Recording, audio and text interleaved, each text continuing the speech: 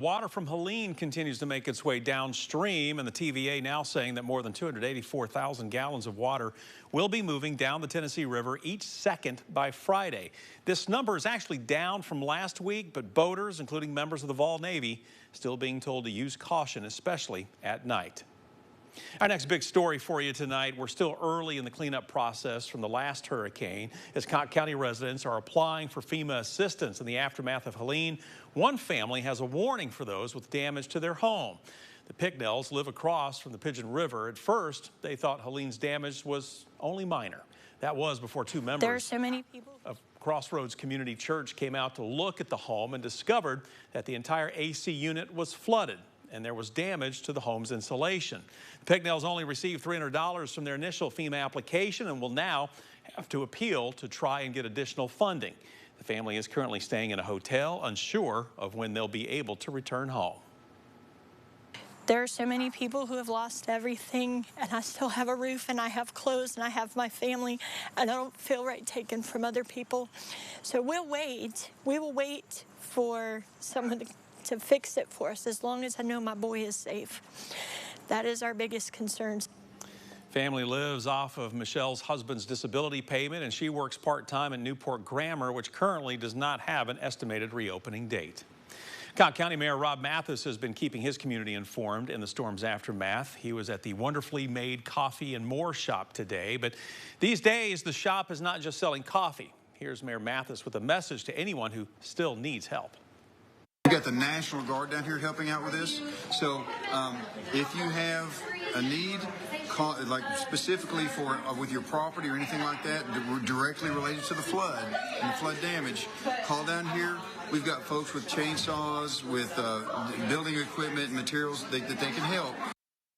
All right, so here's the information Mayor Mathis was holding in his hand. The Resource Center is at the Wonderfully Made Coffee and More location off Cosby Highway. The phone number of the center on your screen, 423-930-6052. And again, this is volunteer-based. So if you need help, call the number. Or if you would like to embody the volunteer spirit, Mayor Mathis says they are always looking for volunteers.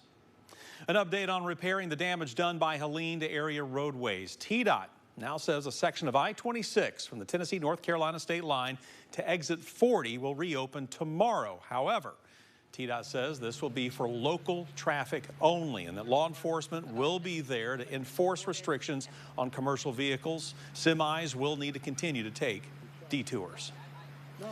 Next on our big story list for you, Newport's only food pantry, like many other areas, destroyed in the floods from Helene. We spoke with the pantry's director, Trish Clapper, about what's next. We're going to rebuild. It's going to be better. It's going to be bigger. It's going to be better. We're going to serve more people.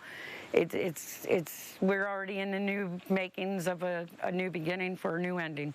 Perseverance. That's the one thing on Trish Clapper's mind as she is walking through what used to be Newport's only food pantry. This is what we called our homeless room. The bread basket helping more than 1,000 families in need a month. But now, we lost 100% of everything. I don't know how big deep freezers made it out, but they did. And the rest got cleaned out. But we lost all of our product. We lost over 10,000 client files. We lost everything, just everything. These walls were all deep freezers and refrigerators. And that has her worried about what's next. In 2-3 weeks, they're going to be gone. I have to rebuild, get set back up.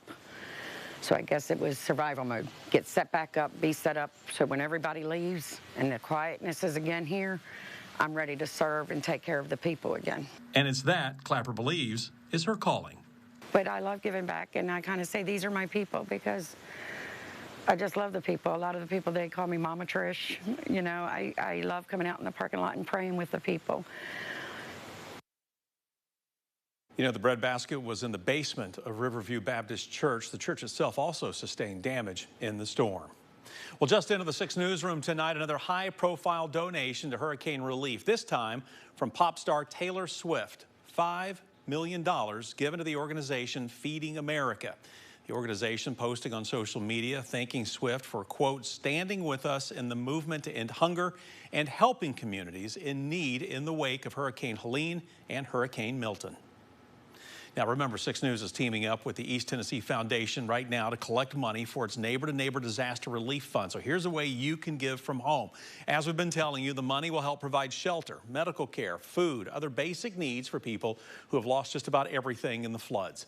If you would like to make a donation, you can scan the QR code on your screen, or you can make checks payable to the East Tennessee Foundation. And to learn more about the foundation, also to where to send your check, you can go to our website, WAT.com. We'll have details for you there. We are your local election headquarters, and tonight the state announcing people living in 6 East Tennessee counties that were hit hard by Helene will still be able to vote in the November election. State and local election officials are working to make sure all registered voters in these communities who want to cast a ballot can do so. Tennessee Secretary of State Trey Hargett saying this includes getting new driver's licenses to people who lost theirs in the floods so that they have what they need to vote. You know, there's a lot of things that we take for granted in a moment when catastrophe strikes.